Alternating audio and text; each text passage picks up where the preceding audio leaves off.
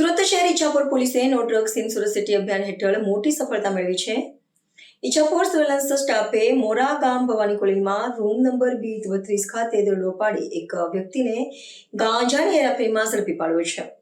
Police સૂત્રો પાસેથી મળતી માહિતી અનુસાર હેડ કોન્સ્ટેબલ નરેન્દ્રસિંહ અભયસિંહ અને પોલીસ કોન્સ્ટેબલ ચોથાભાઈ માંગાભાઈ પેટ્રોલિંગમાં હતા. ત્યારે વિશ્વાસુ બાતમીદાર પાસેથી મળેલી ચોક્કસ બાતમીના આધારે આ રેડ કરવામાં આવી. શંકાસ્પદ રૂમની તલાશી લેતા પોલીસને 0.108 કિલોગ્રામ ગાંજો મળી આવ્યો, જેની બજાર કિંમત ₹5,400 જેટલી હોવાનો અંદાજ છે. સાથે આરોપી પાસેથી એક મોબાઈલ ફોન પણ જપ્ત કરવામાં આવ્યો. કુલ મળીને ₹5,600નો મુદ્દામાલ પોલીસે જપ્ત કર્યો છે. પોલીસે તાત્કાલિક આરોપીની ધરપકડ કરી તેની સામે NDPS એક્ટ હેઠળ ગુનો દાખલ કર્યો છે. હાલમાં મામલે વધુ તપાસ ચાલુ છે, જેમાં ગાંજાના સપ્લાયરો અને આરોપીના ફોન કોલ રેકોર્ડની તપાસ કરવામાં આવી રહી છે. પોલીસ ટીમને આ સફળ કાર્યવાહી બદલ ઉચ્ચ અધિકારીઓ પાસેથી વખાણ મળ્યા છે. હર્ષદ મહાયવંશીનો રિપોર્ટ, આઝાદ ન્યૂઝ.